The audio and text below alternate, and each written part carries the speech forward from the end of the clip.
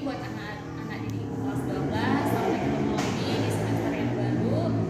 Kita memasuki hari ini masuk materi baru, bab yang baru yaitu tentang novel.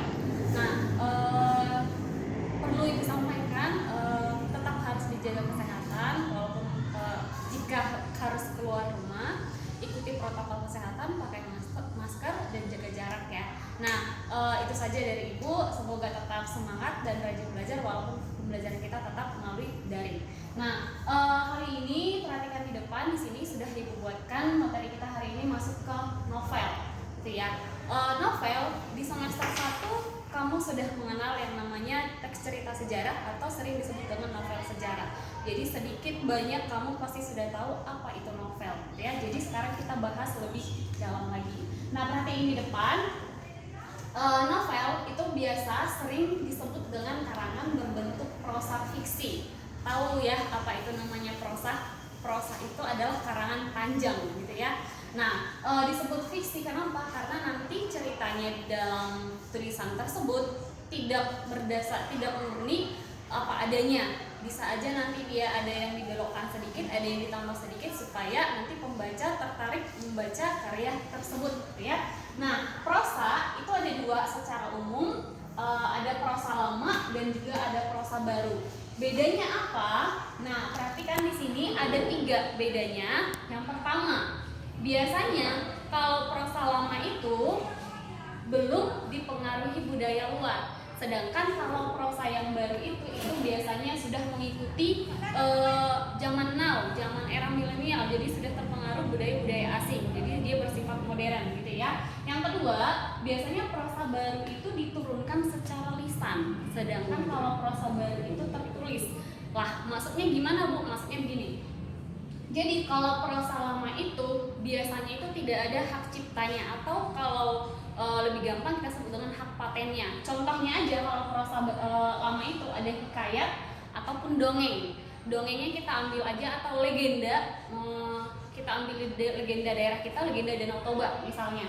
Jadi legenda Danau Toba itu kan tidak ada pengarangnya, tidak ada penulisnya, dia hanya murni pure disampaikan dari masyarakat yang satu ke masyarakat yang lain dan diyakini kepercayaannya gitu. Ada yang percaya, ada yang enggak.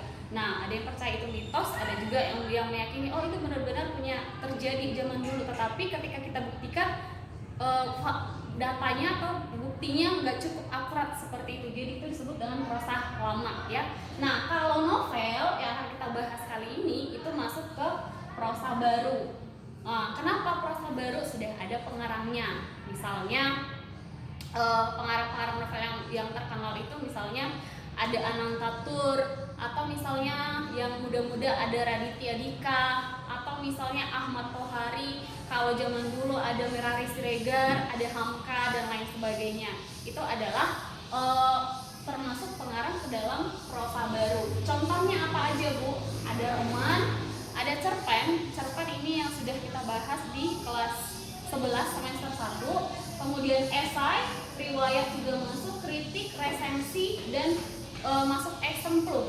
Teks eksemplum ini kita bahas di dulu SMP kalau nggak salah ya, di kelas 3. Nah, jadi yang akan kita bahas di semester ini, di bab ini itu adalah tentang novel, gitu ya.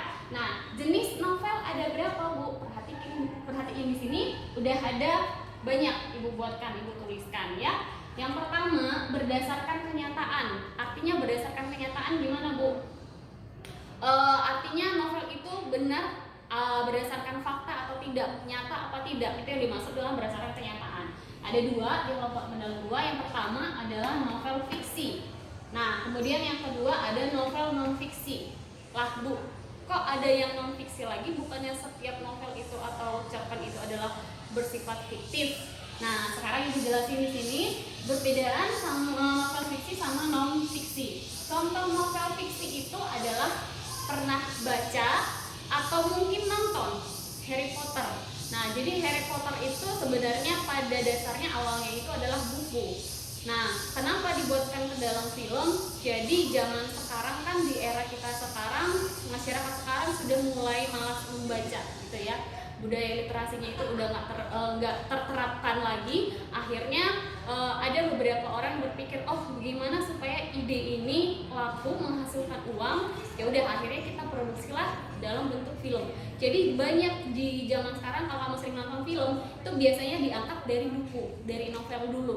Nah, karena novelnya mungkin terjualnya nggak banyak, maka diproduksilah dalam bentuk film, gitu ya. Jadi satu sisi lagi, kenapa kita orang-orang lebih tertarik menonton film adalah karena mungkin kalau kita membaca buku, satu buku itu kan tebal ya, ada sekitar 300 halaman, nanti kita butuh waktu sekitar seminggu. Sedangkan kalau udah difilmkan, itu kan hanya durasinya hanya 2 jam. Jadi kita hanya nonton dari seminggu ke 2 jam, jadi lebih memakan waktu yang lebih sedikit gitu ya. Jadi orang lebih tertarik ke film. Nah, contoh novel fiksi itu Harry Potter. Artinya apa? Semua karya atau karangan atau cerita di dalam novel tersebut itu adalah murni imajinasi atau khayalan. Jadi nggak ada yang sama sekali berdasarkan kenyataan. Dari tokohnya, dari tempatnya, dari kejadiannya, semua itu adalah mustahil, nggak mungkin kalau kita pikirkan pakai akal. Itu yang dimaksud dengan fiksi. Sedangkan non fiksi berarti di sini adalah biasanya kejadiannya itu diambil berdasarkan kisah nyata. Kan ada ya, kalau kamu sering nonton sinetron mungkin di rumah, biasanya atau film ada semacam paragraf kutipan dibuat cerita ini adalah bersifat fiktif belaka, kesamaan nama dan tokoh disesuaikan. Nah, dan seperti itu artinya berarti cerita yang terjadi nanti di dalam adegan itu diambil dari sebagian kisah nyata tetapi dimanipulatif gitu ya, supaya lebih tertarik. Itu dimaksud dengan non fiksi. Contohnya apa Bu? Contohnya novel Laskar Pelangi karya Andrea Hirata. Atau kalau kamu nggak baca pasti pernah nonton. Setidaknya kalau malas baca ya nonton aja dah gitu ya, budaya membaca gitu. Nah, Laskar Pelangi itu adalah novel karangan si Andrea Hirata. Nah, di mana isi di dalam atau cerita Laskar Pelangi itu adalah sebagian pengalaman dari si pengarangnya, yaitu si Andrea Hirata. Jadi dia dulu mengalami itu di Bangka Belitung masa kecilnya, kemudian diangkatnya menjadi sebuah buku, kemudian diproduksi dalam bentuk film lagi. Itu artinya murni pengalaman dari si pengarang, tetapi ada yang ditambahkan supaya lebih tertarik gitu. Itu yang dimaksud dengan non fiksi. Nah, yang kedua yang B, berdasarkan jenis cerita. Ada banyak. Yang pertama, novel romantis. Kalau bicara romantis di zaman SMA sekarang pasti udah mengenal yang namanya pacaran-pacaran, cinta-cintaan ya. Nah, jadi kalau bicara romantis berarti nanti ada couple-couple, ada cinta-cintaan di situ.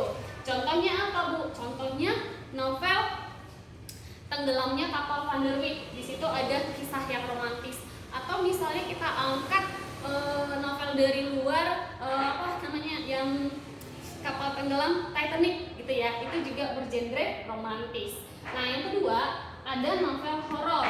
Kalau bicara horor berarti kita bicara yang mistis atau makhluk halus. Di sekitar kamu mungkin ada makhluk halus gitu ya.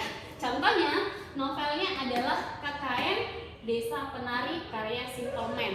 Nah, jadi ini dari isu yang kemarin mungkin lagi hangat juga dibicarakan di publik, bahwa ada KKN Desa Penari, ada hantunya katanya. Jadi diangkat si Simple Man inilah menjadi sebuah buku, dibuat dalam bentuk novel gitu ya, dan bergenre horor. Nah, yang ketiga ada novel humor.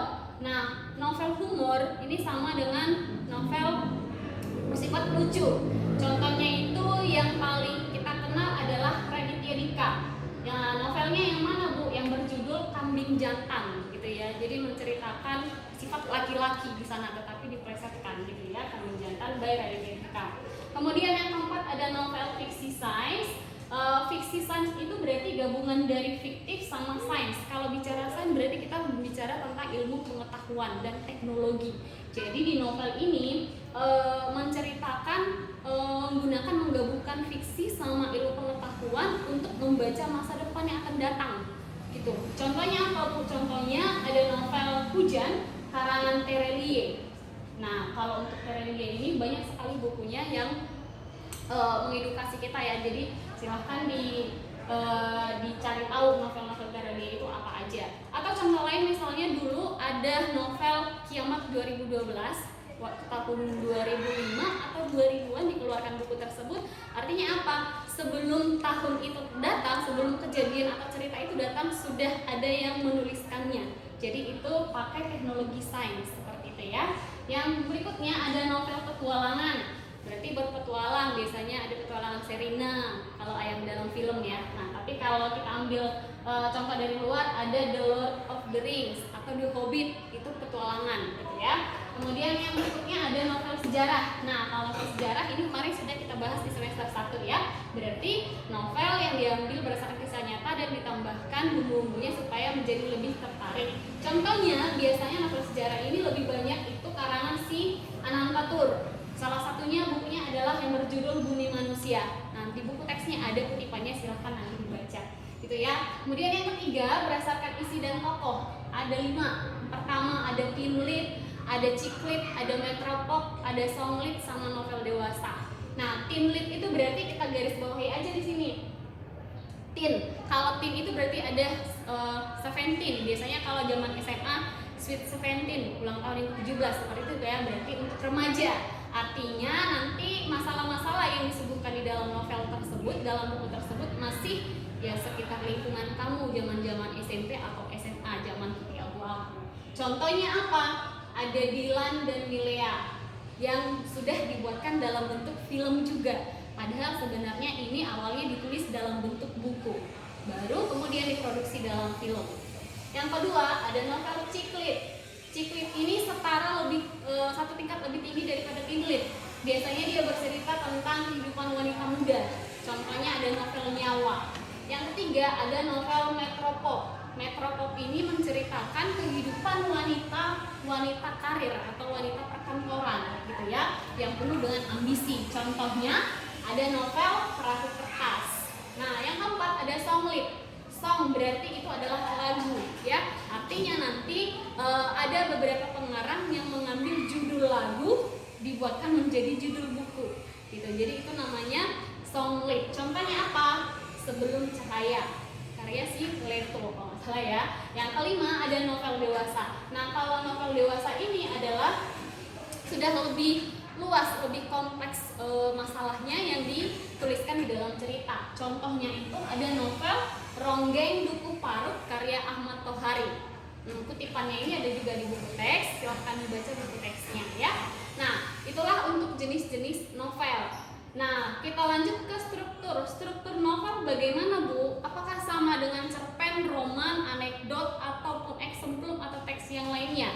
Nah, Ibu sampaikan di sini struktur novel itu sama dengan cerpen. Hampir mirip dengan anekdot. Ada 6, sudah Ibu gambarkan di sini dalam bentuk piramida gitu ya. Jadi semakin lama dia semakin meruncing. Ada 6. Nah, sudah Ibu tandai juga nomor 1, nomor 2, nomor 3, 4, 5 sama 6. Keterangannya, perhatiin di sini. Yang pertama, itu adalah abstraksi. Abstraksi, yang kedua orientasi, ketiga komplikasi, keempat evaluasi, 5 resolusi, 6 koda. Yang pertama, abstraksi itu adalah ringkasan keseluruhan dari cerita. Kemudian setelah masuk ringkasannya orientasi. Orientasi berarti perkenalan. Biasanya kalau dalam cerpen ataupun film ataupun novel, biasanya pengenalan dulu. Apa yang dikenalin? Tokohnya siapa aja, ada berapa. Kemudian situasinya bagaimana, terjadinya di mana, apa yang mereka bicarakan, biasanya itu di orientasi. Kemudian setelah perkenalan biasanya dia naik ke atas, memuncak ada konflik. Biasa nih kalau kita